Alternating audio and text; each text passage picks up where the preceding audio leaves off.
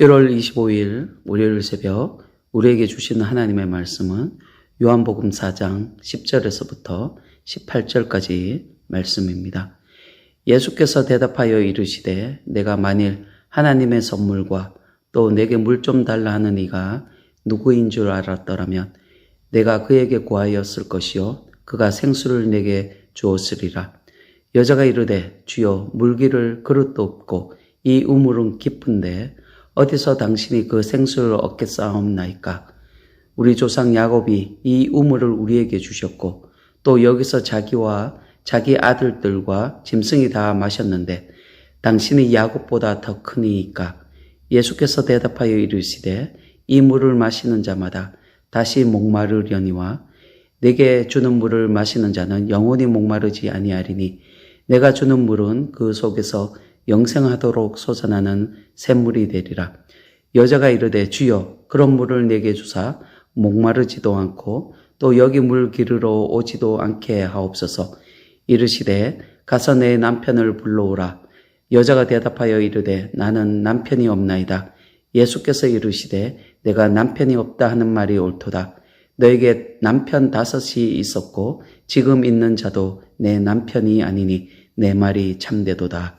아멘. 여러분, 오늘 본문은 예수님의 사마리아 사역에 관한 말씀이 나옵니다. 당시 유대 사람들은 사마리아 사람들을 인간 취급하지 않았습니다. 개와같이 여겼습니다. 인종차별이 엄청 심했습니다. 그들이 그렇게 사마리아 사람들을 차별하는 데에는 역사적 이유가 있습니다. 사마리아는 옛 북이스라엘 지역입니다.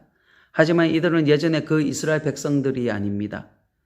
아수르에 패망하고 아수르의 정책에 따라 인종들이 마구 섞여서 지금 사마리아 땅에는 그 이스라엘 백성들이 아닌 다양한 인종들이 살고 있었습니다. 유대인 입장에서 이 사마리아 사람들은 이방인과 다름이 없습니다. 하나님을 떠난 백성들입니다. 죄가 사마리아 땅을 덮었습니다. 유대 사람들은 이런 사마리아 사람들을 가까이 하지 않았습니다. 그리고 저들이 사용하는 물건조차도 모두 더럽게 여겼습니다. 유대인들은 사마리아 땅도 밟지 않았습니다. 유대에서 갈릴리 지역으로 가려면 사마리아를 거쳐서 가는 길이 가장 빠른 길임에도 불구하고 유대인들은 베레아나 데가볼리 지역으로 크게 우회해서 갈릴리 지역으로 갔습니다. 그런데 오늘 예수님께서는 그 사마리아 땅을 들어가십니다. 다른 이들은 가지 않는 그 사마리아 땅에 예수님께서 들어가시는 이유가 있습니다. 그런 땅에도 천국 복음은 전파되어져야 하기 때문입니다. 그곳에도 구원받아야 할 하나님의 백성들이 있기 때문입니다.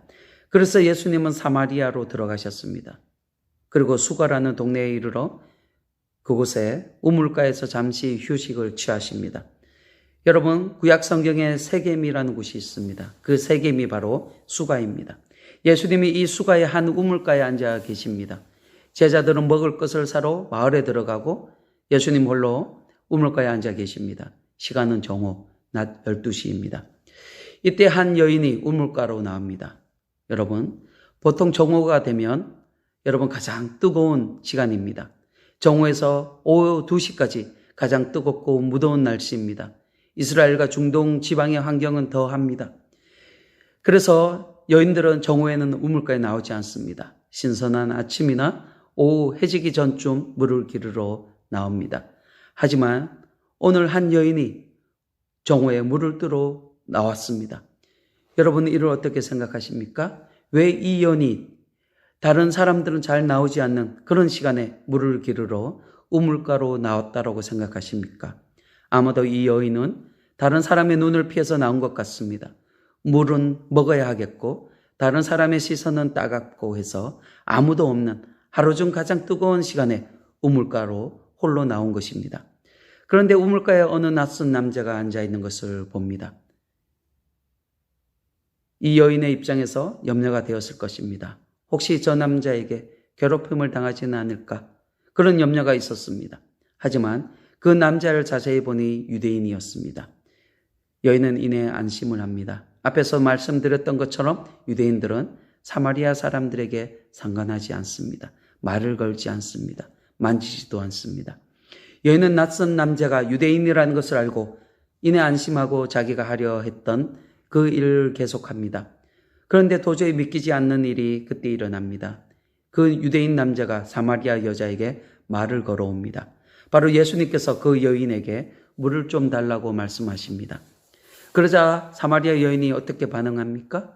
당신은 유대인으로서 어찌하여 사마리아 여자인 나에게 물을 달라 하나이까? 라고 퉁명스럽게 대답합니다. 사마리아 여인 입장에서 물을 달라는 그 예수님의 말씀에 적지 않는 충격을 받은 것으로 보입니다.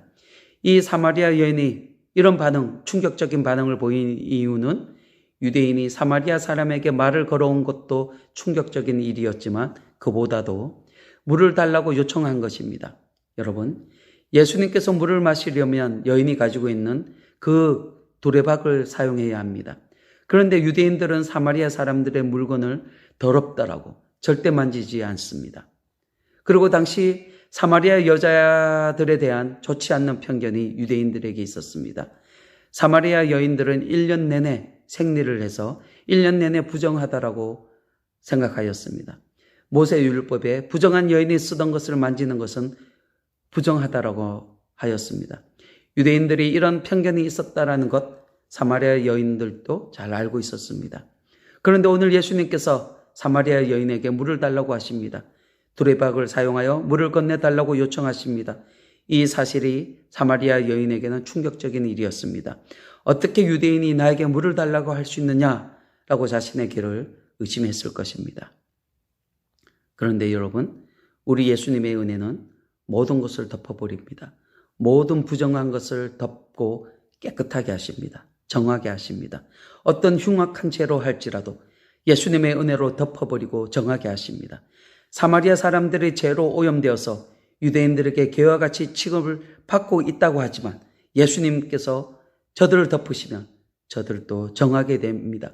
그리고 실제로는 그렇지 않지만 사마리아 여인들이 1년 내내 부정하다고 하더라도 우리 예수님의 은혜는 그 모든 것을 덮어버리고 정하게 하시고 새롭게 하십니다. 우리 예수님의 은혜는 율법보다 더 높습니다. 장로들의 유전보다 그리고 이스라엘의 간섭보다 더 높고 강력한 힘을 가지고 있습니다. 그래서 세상의 그 모든 것도 우리 예수님 안에 있으면 정하게 되고 깨끗하게 됩니다. 오늘 여러분의 가정이 이 은혜로 덮여지기를 주님의 이름으로 축원합니다. 예수님의 이 은혜가 여러분의 가정의 모든 것을 덮기를 축원합니다. 이 은혜로 사마리아와 같은 이 세상으로 나갈 수 있기를 바랍니다.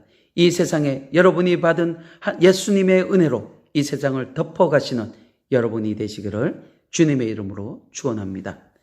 여러분 다시 본문을 보시면 예수님의 요청에 사마리아 여인은 어찌 유대인이 사마리아 여인에게 물을 달라고 하십니까? 라고 퉁명스럽게 대답합니다. 이것은 거절의 표시입니다. 그런 사마리아 여인의 대답을 들으시고 예수님은 어떤 대답을 하십니까? 본문 10절을 보시면 내가 만일 하나님의 선물과 또 내게 물 좀 달라 하는 이가 누구인 줄 알았더라면 내가 그에게 구하였을 것이요 그가 생수를 내게 주었으리라 라고 말씀합니다. 물을 달라고 요청한 그 예수님의 그 말씀을 거절한 여인에게 예수님께서 이렇게 말씀하십니다. 너에게 지금 물을 달라고 하는 내가 누구인 줄 너가 알았더라면 너는 나에게 물을 주었을 것이고 도리어 내가 나에게 물을 구하였을 것이고 나는 너에게 생수를 주었을 것이다 라고 말씀하고 있습니다. 여러분, 사마리아 여인이 예수님의 요청을 거부한 이유는 예수님을 그는 알지 못했기 때문입니다. 만약 예수님이 누구인지 알았더라면 그녀는 예수님께 모든 것을 다 드렸을 것입니다. 그리고 도리어 예수님께 구하였을 것입니다. 여러분, 인생의 문제는 여기에서부터 시작합니다. 예수님이 누구인지 모르는 것에서부터 인생의 문제가 시작되는 것입니다. 예수님이 누구인지 안다면, 분명히 안다면 누구든 자신의 모든 것을 다 드려 헌신할 것입니다. 두레박이 문제가 아니라 자신의 생명까지도 예수님께 드릴 것입니다. 그리고 예수님께 모든 것을 구하였을 것입니다. 특히 인생의 가장 큰 소망인 영원한 생명을 구할 것입니다.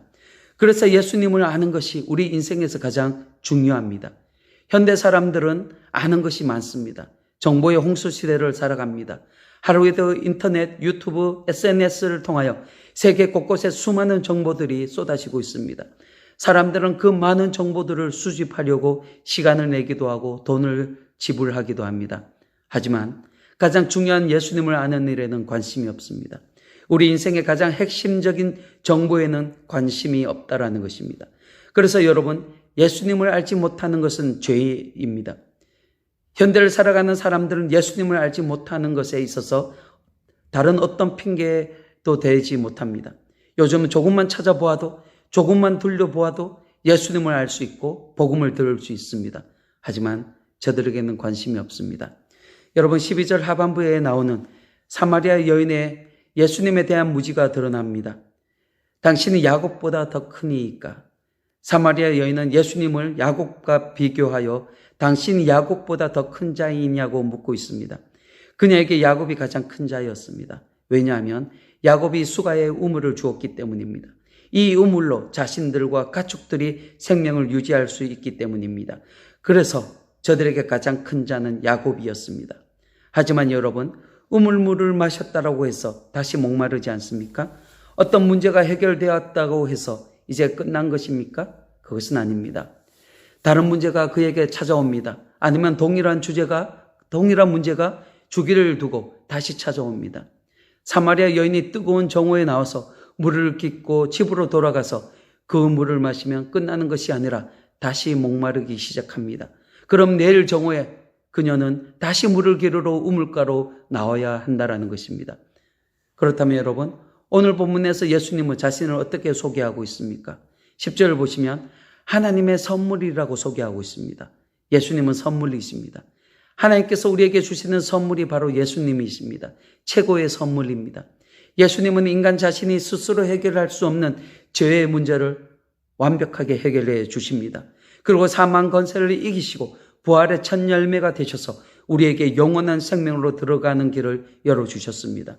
한 번 마시면 영원토록 목마르지 않을 생수, 다시 말해서 영원한 생명을 우리에게 주셨습니다.